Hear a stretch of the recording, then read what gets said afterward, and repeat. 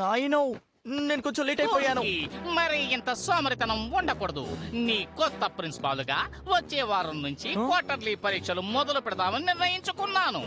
సిద్ధం కాని వారు దురదృష్టవంతులు. వారికి రెండో ఛాన్స్ ఇక ఉండదు. టెస్టా? నేను చోటికి వెళ్ళాలి. ప్రాక్టీస్ చేస్తే మంచిదేగా. డబుల్ డచ్ టచ్ డబుల్ బాతోకాలు చిక్కులో పాడు. 4 o'clock. నేను వెళ్ళాలి గైస్.